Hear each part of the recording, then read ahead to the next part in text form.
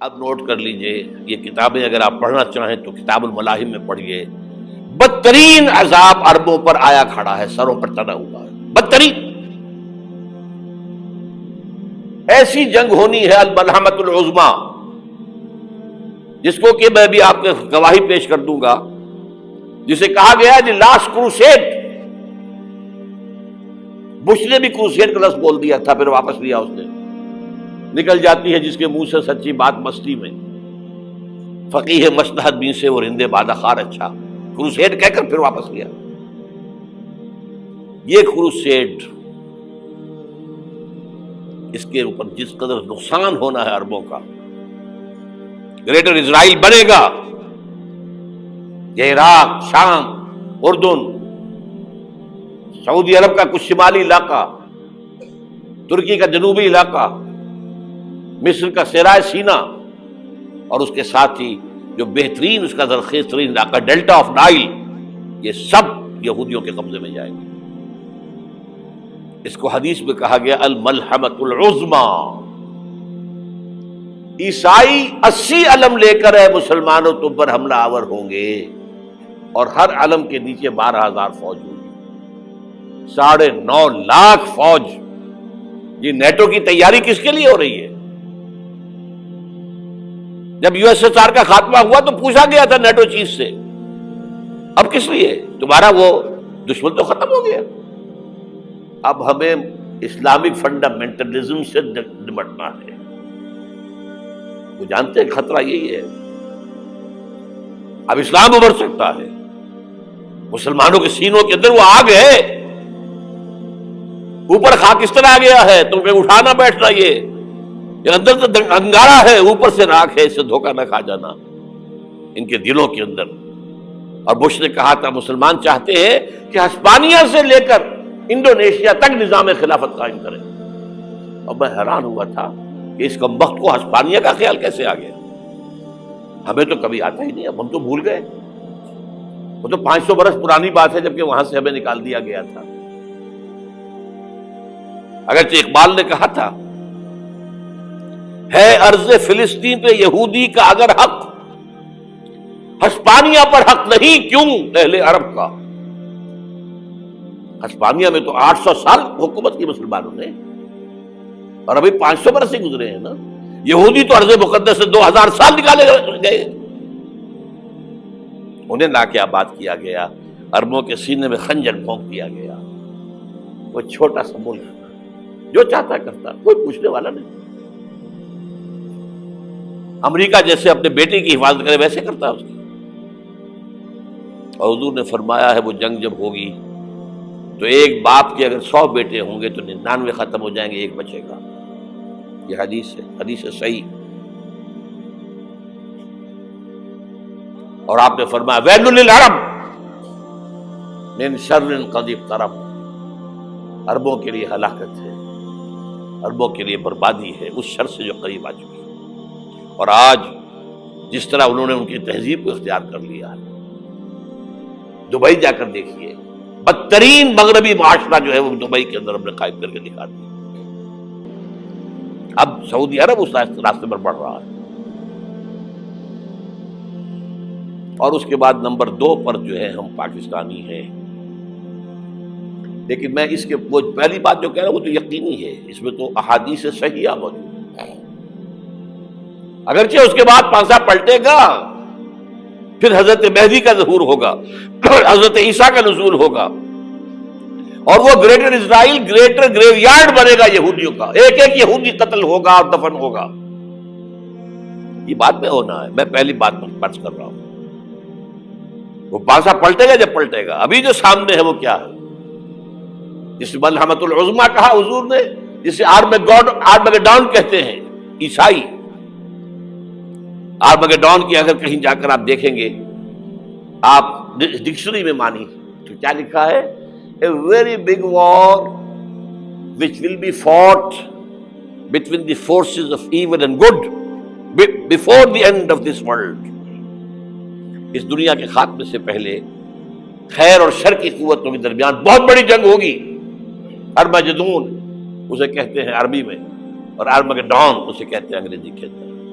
اور یہ بائبل کی آخری کتاب کے اندر ہے، جو اس میں کہ مکاشفات یوحنا، ریولیشنز آف سینٹ جان. یہ تو میں کہہ رہا ہوں یقین کے ساتھ، اور زیادہ دور نہیں ہے، آیا چاہتا ہے. اس لیے کہ یہودیوں کا اور عیسائی جو کنزرویٹوز ہیں، نیو کنزرویٹوز، ان کا 5 نکاتی ایجنڈا ہے متفق علیہ، جس کے تحت کہ یہ جنگ صلیبی شروع کی گئی ہے. وہ سن لیجئے آپ. آرمیگیڈون نمبر 1، گریٹر اسرائیل قائم ہو جانا اس کے نتیجے میں نمبر 2، مسجد اقصی اور قبۃ الصخرہ کو گرانا نمبر 3، وہاں 3rd ٹیمپل، وہ مسجد جو حضرت سلیمان نے بنائی تھی 1000 قبل مسیح میں، پھر برباد کی تھی نبوکدنضر نے، دوبارہ بنائی گئی، پھر دوبارہ ختم ہوئی 70 عیسوی تک گری پڑی ہے. ان کا خانہ کعبہ گرا ہوا ہے 70 عیسوی سے لے کر آج تک. ایک دیوار ہے ویلنگ وال، جہاں جاتے ہیں، روتے ہیں، پیٹتے ہیں، ماتم کرتے ہیں، وہاں وہ بنے گا 3rd ٹیمپل. اور نمبر 4، اس میں لا کر رکھا جائے گا تخت حضرت داؤد کا. یہ تخت کہاں ہے اس وقت؟ یہ لندن شریف کے اندر، جو ان کی پارلیمنٹ کا جو چرچ ہے، ویسٹ منسٹر ایبے، اس میں رکھا ہوا ہے. ایک پتھر تھا جس پر بٹھا کر حضرت داؤد کی تاج پوشی ہوئی، پھر حضرت سلیمان کی ہوئی، پھر وہ پتھر رکھ دیا گیا جب حضرت سلیمان نے بنایا ہیکل مسجد اقصی، وہاں رہا وہ. ہر بادشاہ جو تھا یہودی اسی کے اوپر بٹھا کر اس کی تاج پوشی ہوتی تھی. سن 70 میں ٹائٹس نے گرایا اسے، ہیکل کو، وہ پتھر لے گیا، وہاں سے روم گیا، روم سے آئرلینڈ گیا، آئرلینڈ سے اسکاٹ لینڈ آیا، اسکاٹ لینڈ سے انگلینڈ آیا، اور اب وہ رکھا ہوا ہے 14ویں صدی عیسوی سے آج تک. وہ ویسٹ منسٹر ایبے میں رکھا ہوا، ایک کرسی کی سیٹ میں اسے بنا دیا گیا ہے تخت کی شکل میں. اب انگریزوں میں کوئی ملکہ ہو، کوئی بادشاہ ہو جس کی بھی تاج پوشی ہونی اس میں ہو، یہ لا کر رکھا جائے گا 3rd ٹیمپل میں. اور اس پر یہودیوں کے خیال کے مطابق ان کا مسیحا آئے گا جو مسیح دجال ہوگا.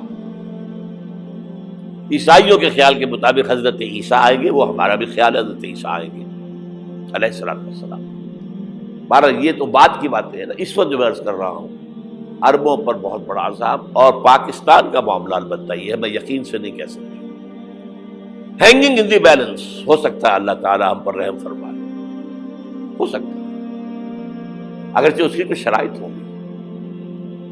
چمن کے مالک اگر بنا لے موافق اپنا شعار، اب بھی چمن میں آ سکتی ہے پلٹ کر چمن سے روٹھی بہار، اب بھی ہو سکتی ہے.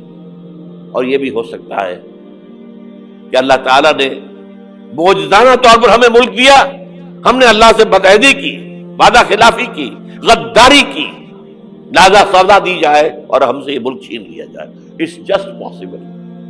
دور نہ سمجھے، اسے انہونی بات نہ سمجھے.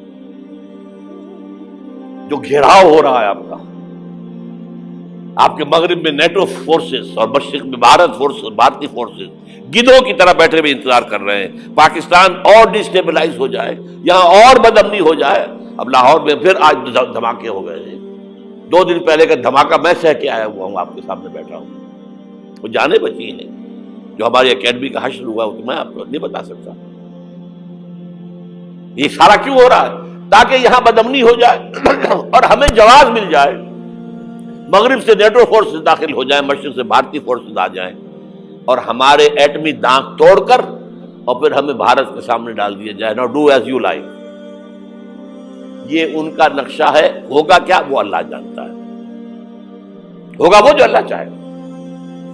لیکن اللہ کا چاہنا جو ہے وہ کس پر منحصر ہے؟ یہاں انقلاب برپا کرو، یہاں اسلام لاؤ. اگر دھندوں میں لگے رہو گے تو وہ خود بخود نہیں آ جائے گا انقلاب. صحابہ نے جانیں دی تھی، کتنی تکلیفیں اٹھائی تھی. 12 برس تک مکی دور کے اندر با نشہ درویشی در ساز و دمادم زن، جو پختہ شبی خدرا بر سلطنت جم سن. یوم طائف یاد ہے جو حضرت عائشہ فرماتی ہے کہ میں نے پوچھا تھا حضور سے کہ یوم احد سے زیادہ سختی بھی آپ پر کبھی آئی؟ یوم احد پر کیا ہوا تھا؟ تلوار کا وار پڑا تھا آپ کے چہرہ مبارک، یہ جو رخسار کی ہڈی ہے اس کے اندر وار گیا ہے، اوپر خود کی 2 کڑیاں تھیں وہ اس میں گھس گئیں، 2 دندان مبارک شہید ہوئے۔ وہ خود کی کڑیاں ایک صحابی نے اپنے دانتوں سے پکڑ کر کھینچنے کی کوشش کی، دانت نکل گئے، وہ نہیں نکلی، کیا جتن کر کے نکالی گئی ہوگی تو خون کا فوارہ، اتنا خون گیا ہے کہ آپ بے ہوش ہو گئے، گر گئے، اور مشہور یہ ہو گیا کہ آپ کا انتقال ہو گیا، شہادت ہو گئی۔ یہ سیرت کبھی پڑھی ہے؟ حضرت عائشہ کے ہوش کا تو یہی دور تھا نا، یوم طائف میں جو آپ کی کیا تھی، بچی تھی، انہیں کیا پتا کیا ہو رہا ہے حضور کے ساتھ۔ 3 دن تک حضور مکے کی گلیاں اور وہاں کے اوباش لوگ پتھراؤ کر گئے تھے اس امید میں کہ شاید وہاں کا کوئی سردار ایمان لے آئے، تو یہاں تو ابو طالب بھی فوت ہو گئے، یہی دنیاوی سہارا تھا، خاندانی سہارا تھا ابو طالب کے ذریعے، اور گھر میں ایک دلجوئی کرنے والی رفیقہ حیات تھی، وہ بھی، ان کا بھی انتقال ہو گیا۔ آپ نے کہا یہ عام الحزن ہے، اب تو سب کو طے ہو گیا قریش کو کہ اب جیسے قتل کر دو ان کو، اسی لیے آپ گئے طائف، شاید وہاں کا کوئی بڑا سردار مانے، ایمان لے آئے مجھ پر، تو میں اپنا مرکز ادھر شفٹ کر دوں۔ تینوں سے ملے ہیں، تینوں نے وہ جواب دیے ہیں، نکل جاؤ یہاں سے، میں تمہارے ساتھ بات بھی کرنے کو تیار نہیں۔ اچھا تمہارے سوا کوئی نہیں ملا تھا اللہ کو نبی بنا کر بھیجنے کے لیے؟ دیکھو جاؤ، میں بات نہیں کرنا چاہتا، ہو سکتا ہے میں بے عزتی کر بیٹھوں، واقعی تم اللہ کے نبی ہو تو میں مارا جاؤں گا، جاؤ جاؤ جاؤ۔ یہ سلوک محبت کے ساتھ ہوا ہے۔ اور پھر چھوکروں کو، اسٹریٹ ارچنز جنہیں آپ کہتے ہیں، اشارہ کیا تھا، خبر لو ان کی، پتھراؤ ہو رہا ہے، ساتھ کوئی ہے ہی نہیں، ایک آدمی صرف، زید ابن حارثہ۔ اب سامنے سے پتھر آ رہے ہیں تو حضرت زید آگے آ جاتے ہیں، ڈھال بنتے ہیں، مجھے لگے پتھر حضور کو رہے، آپ پیچھے سے آ رہے ہیں، چاروں طرف سے تو ڈھال نہیں بن سکتا، جسم لہو لہا، خون جا کر جوتیوں میں جم گیا ہے، جوتی اتر نہیں دی۔ پھر وہاں سے واپسی پر جو دعا مانگی ہے، اللہم الیک اشکو ضعف قوتی وقلت حیلتی وہوانی علی الناس، اے اللہ تیری جناب میں فریاد لے کر آیا ہوں اپنی قوت کی کمی کا، اپنے وسائل کی کمی کا، اور جو ذلت و خواری ہو رہی ہے لوگوں کے سامنے، الا ملتقنی، مجھے کس کے حوالے کر دیا ہے، الا بعیدی یتجہمنی، یہ میرے اوپر ہجوم کر کے آ جائے، حملہ کرے، اور عدو من لگتا امرے، یہ دشمن کے حوالے میرا معاملہ کیا، جو چاہے کرتے وہ۔ لیکن پھر عبدیت غالب آتی ہے، ان لم یکن علی غضبک فلا ابالی، اللہ اگر تو ناراض نہیں ہے تو مجھے کوئی پرواہ نہیں، سر تقسیم خم ہے جو مزاج یاد میں آئے، مجھے اندیشہ یہ ہے کہ تو ناراض تو نہیں ہوگی۔ یہ تکلیفیں جھیلی ہے، سینکڑوں صحابہ نے جانوں کا نذرانہ پیش کیا ہے، احزاب کی جنگ میں فاقوں پر فاقے ہو رہے تھے، اور ان فاقوں کی حالت میں خندق کھودنے کا حکم ملا ہے، لوگوں کی کمریں دوہری ہو رہی ہیں، پتھر باندھے ہیں اپنے پیٹوں سے، اپنی چادروں کے ساتھ کس کر کمر دوہری نہ ہو جائے، اور